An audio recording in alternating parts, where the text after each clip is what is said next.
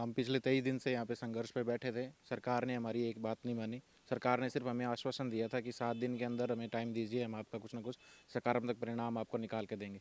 अभी उसके बाद में 12 दिन निकल गए थे, लेकिन सरकार की तरफ से कोई सकारात्मक परिणाम नहीं मिला, तो हमें अपना धरना है जो दोबारा स्टार्ट करना पड़ा। हमारे बाकी साथी हैं वो इसलिए नहीं आ पाए क्योंकि उनको ये खबर मिली अधिकारियों से कि आपका काम स्टार्ट हो जाएगा। हमारा कल जो डेलीगेशन है फार्मासिस्ट का वो पी थकन जी से मिला, उनसे हमें ये जानकारी प्राप्त हुई कि बाकी 7 कैडरों का है वो कार्य स्टार्ट कर दिया जाएगा, सिर्फ फार्मासिस्ट को छोड़ के। तो हम मजबूरन ये कदम उठाना पड़ा कि दीपक जी आज हमारे आमरण अनशन पर बैठे हैं। 7 दिन में अगर आपका काम नहीं हो जाता है तो 8वें दिन आप आ जाना। और सभी जो 8 कैडर के जितने भी हैं, शीर्ष नेतृत्व करने वाले सुनील जी हैं, अनुराग जी हैं, इन्होंने शपथ ली थी कि जब तक फार्मासिस्ट कैडर का काम नहीं हो, प्रोविजनल लिस्ट नहीं आ जाएगी, तब तक हम यहाँ से नहीं उठेंगे। तो सर हमने सौगंध ली थी, और मैं वैसे भी मीन मनसज हूँ, मीणा हूँ, तो मैं सौगंध का पक्का हूँ। तो मैं जब तक रहूँगा, जब तक इनकी प्रोविजनल लिस्ट नहीं आ जाती, तब तक इनके साथ खड़ा रहूँगा। मेरी तो एज भी है, चलो मैं कल को एग्ज़ाम दे के भी आ जाऊँ भर्ती। अभी तो हमें चलो मंत्री साहब ने बहुत ही हरी झंडी दी है, उसके लिए बहुत बहुत धन्यवाद। लेकिन इनकी पीड़ा है तभी तो सर ये यहाँ पे पहुँचे हैं। अगर इनकी पीड़ा नहीं होती तो ये यहाँ पे क्यों आते। इनकी प्रोविजनल लिस्ट इनको चाहिए।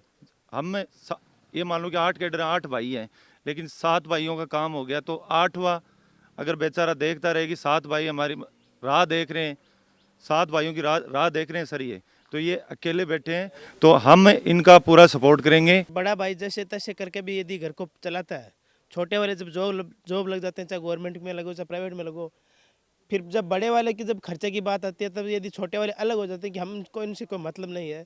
वो वाली घटना जैसे इस फार्मासिस्ट कैडर के साथ में हो रही है। जब किसी भर्ती का यानी कोई नामो निशान नहीं था, तब फार्मासिस्ट कैडर सबसे आगे होकर इस भर्ती को चलाने में और सक्षम रूप से आगे बढ़ाने में फार्मासिस्ट कैडर का साथ था। आज जब उनके साथ की क्या वो पीवी आ गई, उनका ज्वाइनिंग का काम आगे कुछ शुरू हो रहा है, कुछ मैसेज यदि उनको मिल रहे हैं कि हाँ ठीक है हो रहा है, जब तक उनको ये भी मालूम है कि फार्मासिस्ट कैडर का अभी तक कोई काम शुरू नहीं हो रहा है।